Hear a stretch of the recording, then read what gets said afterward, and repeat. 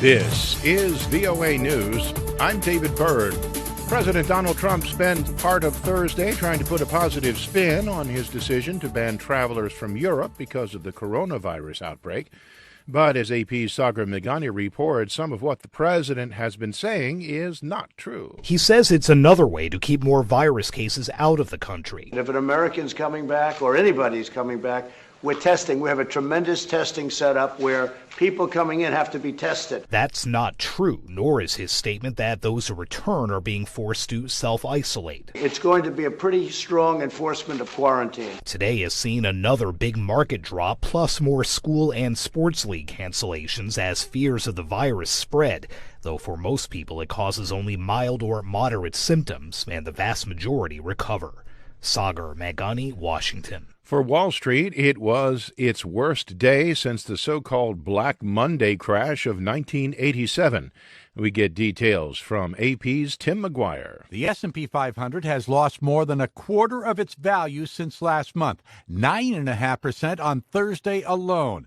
Diane Swonk, chief economist at Grant Thornton in Chicago, says investors are dismayed that the federal government can't come up with a coherent plan to combat the virus and the financial crisis it's feeding. The markets are screaming to Congress and to our elected officials, we need more.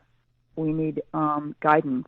We need to know that, you're awake at the wheel. Swonk says President Trump and other leaders have to realize they need to work together not only in this country, but with governments and leadership around the world to protect the global economy and ease the impact of the pandemic. I'm Tim McGuire. For more on these stories, be sure to visit our website, voanews.com. You can also follow us on the VOA mobile app. This is VOA News. The Pentagon on Thursday confirmed the United States had carried out strikes against 5 Iranian-backed militia weapons storage facilities in Iraq, one day after a deadly rocket attack killed 2 Americans and 1 British service member.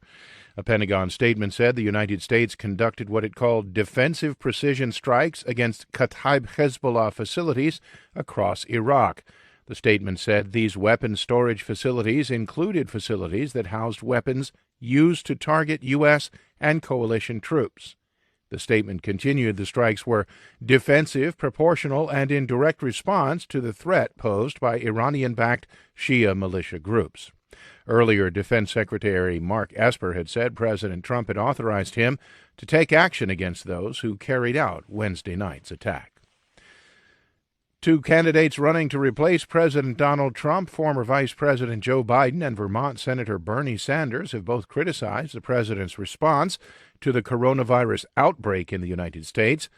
Democratic presidential candidate Joe Biden said that Trump's assertion Wednesday that it is a foreign virus is just plain wrong. Public fears are being compounded by pervasive lack of trust in this president, fueled by adversarial relationships with the truth that he continues to have. Speaking in Vermont, Sanders said that the administration and Congress need to take the lead in fighting the outbreak. We must immediately convene an emergency bipartisan authority of experts to support and direct a response that is comprehensive, compassionate, and based first and foremost on science and fact. A debate between Biden and Sanders scheduled for Sunday night in Arizona was moved to CNN's Washington studios with no audience because of concerns over the coronavirus. The flame for the Tokyo Olympics was lit Thursday at the birthplace of the ancient games in a pared-down ceremony because of the coronavirus.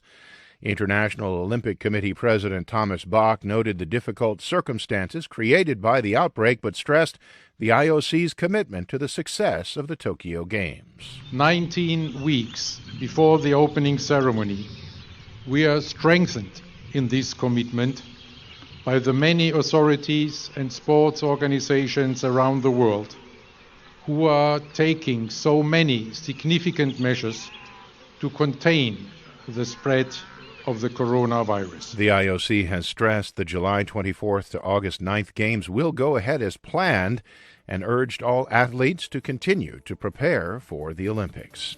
For more on these stories, visit voanews.com. I'm David Byrd, VOA News.